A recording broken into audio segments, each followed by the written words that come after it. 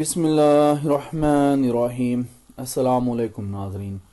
تمام تعریفیں اللہ تعالیٰ کے لیے جو اس جہان کا خالق، مالک اور پروردگار ہے، اور لاکھوں کروڑوں اربوں خربوں درود اور سلام اللہ تعالیٰ کے آخری رسول اور نبی حضرت محمد مصطفیٰ احمد مجتبیٰ صلی اللہ تعالیٰ علیہ وآلہ وسلم پر اور آپ صلی اللہ علیہ وآلہ وسلم کی آل پر۔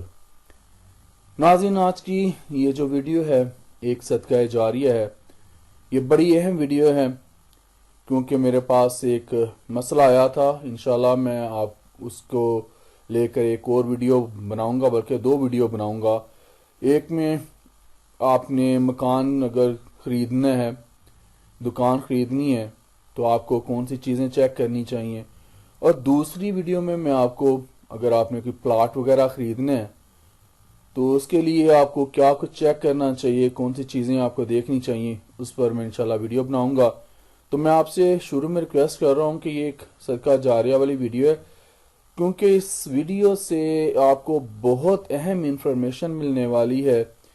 تو میں آپ سے یہی کہوں گا، ہو سکے تو اس کو دوسروں کے ساتھ شیئر کریں، کیونکہ یہ جو ویڈیو ہے صدقہ جاریہ ہے۔ تو اللہ تعالیٰ ہمیں فراڈی لوگوں سے، جو فراڈ کرتے ہیں، ان سے بچائے۔ تو یہ اس ویڈیو کا موضوع ہے جائیداد کی خرید و فروخت کے فراڈ سے کیسے بچا جائے۔ تو چلتے ہیں اس کو جاننے کے لیے اگلی سلائیڈ پر۔ ناظرین، بیع نامہ اور اقرار نامہ دو مختلف باتیں ہیں اور ان کو ایک جیسی حیثیت حاصل نہیں ہے، مگر المیہ یہ ہے کہ شاطر لوگ معصوم افراد کو دھوکہ دیتے ہیں اور اکثر اوقات صرف اقرار نامہ معاہدہ بیع کر کے مکمل رقم لے اڑتے ہیں، اور خریدار کو بعد میں پتہ چلتا ہے کہ وہ پراپرٹی تو اس کے نام ٹرانسفر ہی نہیں ہے، اور جب وہ عدالت کا دروازہ کھٹکھٹاتا ہے تو علم ہوتا ہے کہ فروخت کنندہ کے کوائف ہی غلط ہیں، یا پھر وہ تو پہلے اور بعد میں بھی کئی افراد کو وہی زمین یا جو چیز ہے وہ بیچ چکا ہے۔ اب ہاتھ ملنے یا افسوس کے سوا کچھ حاصل نہیں ہوتا، یا پھر پشتوں تک پھیلی ہوئی قانونی کارروائی جو ہے مقدر بن جاتی ہے، جیسے وہ مثال جو مشہور ہے، دادا کیس کرتا ہے اور پوتا لڑتا ہے۔ بہتر ہے کہ آج کچھ باتیں جو ہیں آپ اپنے پلے باندھ لیں۔ یہ بڑی باتیں ہیں جو میں آپ کے ساتھ اس ویڈیو میں کرنے جا رہا ہوں۔ تو ناظرین، یہ ویڈیو جو ہے آپ کے لیے پوری دیکھنی جو ہے بہت ضروری ہے۔ پہلے نمبر پر اقرار نامہ سادے کاغذ پر ہرگز نہ کریں۔ دوسرے نمبر پر کم از کم 1200 سے لے کر 1300 روپے کا جو سٹیمپ پیپر ہوتا ہے وہ ہونا ضروری ہے۔ نمبر 3، کم از کم 2 گواہ اور ان کے دستخط اور شناختی کارڈز کے نمبر لازمی درج کریں۔ ہونا یہ چاہیے کہ کم از کم 3-4 گواہ جو ہیں آپ کی سائٹ سے ہوں، 3-4 گواہ دوسری سائٹ سے ہوں ان کے، اور یہ کوشش کریں کہ گواہ جوان ہو۔ اس سے مراد یہ ہے کہ میں آپ کو یہ بتا دوں کہ جوان گواہ کی زندگی جو ہے لمبی ہونے کی امید ہوتی ہے، جبکہ بوڑھے گواہ کی زندگی جو ہوتی ہے اس کی امید جو ہوتی ہے وہ کم ہوتی ہے۔ کسی کو اپنی لمبی یا مختصر عمر کے بارے میں پتہ نہیں ہے، سب ہمارے خالق اور مالک کے ہاتھ میں ہے، لیکن پھر بھی ہم لوگ یقین کر سکتے ہیں کہ جوان آدمی ہے جی، یہ کچھ عرصہ چلے گا۔ تو جو بوڑھا آدمی ہوتا ہے یہ تھوڑی دیر میں، اللہ نہ کرے، کئی بوڑھے لوگ بھی ہیں اللہ تعالیٰ نے ان کو بڑی زندگی دی ہے، تو لیکن فی الحال کیونکہ بوڑھے لوگ جو ہوتے ہیں ان کی پھر عمر زیادہ ہو جاتی ہے تو ان کی یادداشت بھی کمزور ہو جاتی ہے، کہ اگر کوئی معاملہ بنے تو عدالت میں ان کو لانا پڑے تو وہ گواہی بھی طرح سے نہیں دے سکتے۔ تو یہ میں آپ سے کہنا چاہتا تھا۔ باقی زندگی موت تو میرے پروردگار کے ہاتھ میں ہے۔ چوتھے نمبر پر ایک بات یہ جو نوٹ کر لیں کہ اقرار نامہ کا جو رجسٹر ہونا ضروری نہیں ہے۔ اس کی بڑی وجہ میں آپ کو یہ بتا دوں کہ اس سے تو نہ کوئی حق حاصل ہوتا ہے اور نہ ہی اس سے کوئی حق ٹرانسفر ہوتا ہے۔ یاد رکھیں، کبھی بھی پوری رقم یا زمین یا شے دوسرے شخص کو نہ دیں جب تلک رجسٹرڈ دستاویز جو ہے نہ بن جائے۔ ناظرین، آپ کی خرید و فروخت اس وقت تک مکمل نہیں ہو سکتی جب تک کہ دونوں فریق بے نامہ پر دستخط نہ کر دیں، وہ بھی گواہوں کی موجودگی میں مکمل کوائف درج کر کے۔ ناظرین یہاں پر میں آپ کو بتا دوں کہ یہ جو ہمارے یم وکلا ہیں ان کے لیے یہ ویڈیو جو ہے بہت ہی کارآمد ویڈیو ہے، جو سیول کے میٹرز کو دیکھتے ہیں۔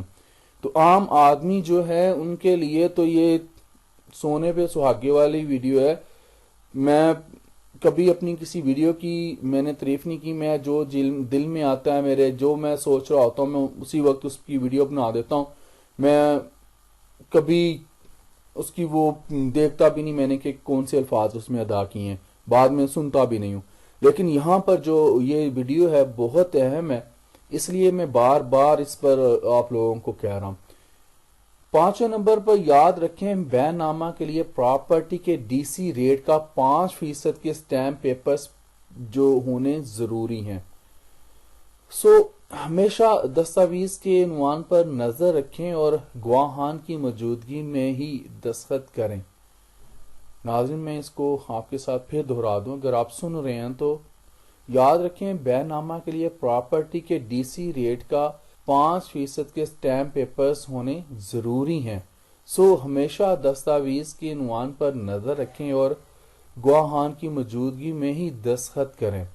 اقرار نامہ کی صورت میں دونوں فریقین کو حاصل جو حق ہوتا ہے وہ عدالت سے رجوع کرتے ہوئے تعمیل مختص کا دعویٰ دائر کریں، اور جو بھی فریق اپنے حصے کا کام نہیں کرتا اس سے عدالت کے ذریعے کروائے۔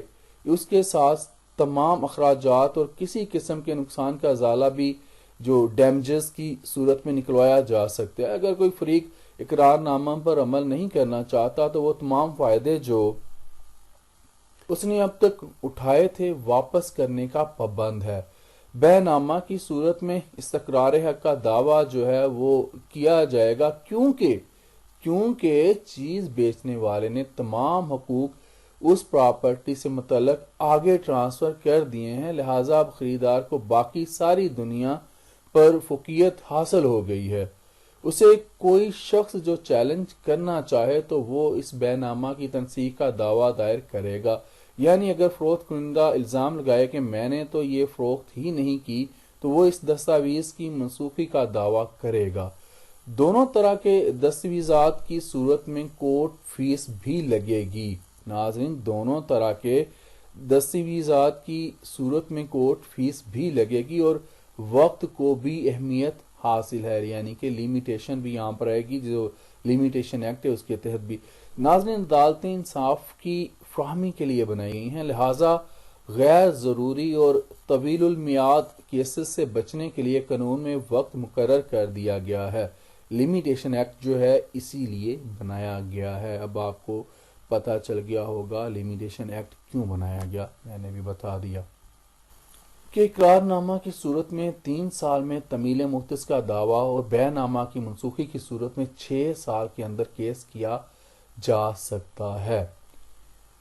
تاہم کچھ قانونی ڈھیل بھی میسر ہے، مگر ہر کیس پر اس کا اطلاق جو ہے ناظرین وہ مختلف ہے۔ یہ ویڈیو ناظرین لمبی ہو رہی ہے، میں کیونکہ قیمتی انفارمیشن ہے جو آپ کے ساتھ شیئر کر رہا ہوں۔ پھر شروع کرتے ہیں یہاں سے۔ زمین و مکان یا دکان کی فروخت اور گاڑی اور موٹر سائیکل وغیرہ کی فروخت میں اور دستاویزات میں فرق ہے، اور سواری وغیرہ کی ٹرانسفر فیس الگ محکمہ میں ادا کی جاتی ہے اور وہیں پر رجسٹریشن ہوتی ہے۔ تاہم کسی بھی قسم کی خرید و فروخت میں قابل ذکر بات یہ ہے کہ اقرار نامہ دراصل وہ دستاویز ہے جس میں فریقین کسی منقولہ یا غیر منقولہ اموویبل پراپرٹی اور اموویبل پراپرٹی کی خرید و فروخت کے بارے میں تفصیلات طے کرتے ہیں کہ کب، کیسے، کہاں، کون اور کیا بیچا اور خریدا جائے گا، اور رقم کی ادائیگی اور شے کی منتقلی کیسے کی جائے گی، جبکہ بے نامہ اس عمل کے مکمل ہونے کی دستاویز ہے اور ثبوت بھی۔ ناظرین جبکہ بے نامہ جو ہے اس عمل کے جو خرید و فروخت ہوئی ہے مکمل ہونے کی دستاویز بھی ہے اور ثبوت بھی ہے، لہذا اقرار نامہ شروعات ہے اور بے نامہ جو ہے وہ اختتام ہے۔ اقرار نامہ رستہ ہے اور بے نامہ جو ہے منزل ہے۔ تو ذہن نشین کر لیں کہ جب تلک بے نامہ نہ ہو جائے اور وہ بھی سٹیمپ پیپرز پر اور رجسٹرار کے پاس رجسٹر نہ ہو تو کوئی خرید و فروخت جو ہے مکمل نہیں ہوگی۔ یہ ملکی قوانین ہیں اور ان کے بارے فرض کیا جاتا ہے کہ ہر شہری کو اس کا علم ہے اور وہ جو کام کر رہا ہے اس کے متعلق مکمل ادراک رکھتا ہے، عقل فہم رکھتا ہے۔ اسی لیے میں نے یہ اپنا چینل بنایا ہے جس کا نام ہے بیسک پاکستانی لاز ان اردو۔ پہلے میں نے اس کا نام رکھا تھا بیسک پاکستانی لاز، پھر میں نے کہا کہ اردو بھی میں لکھوں گا۔ سامنے آنے کا میں نے پلان بنایا تھا کہ سامنے آ کے اپنے چیمبر میں بیٹھ کے آپ لوگوں سے بات کروں گا، پھر پلان چینج ہوا، پھر نام میں نے اس کا چینج کیا، میں نے اردو میں لکھ کر آپ لوگوں کے ساتھ یہ شیئر کیا۔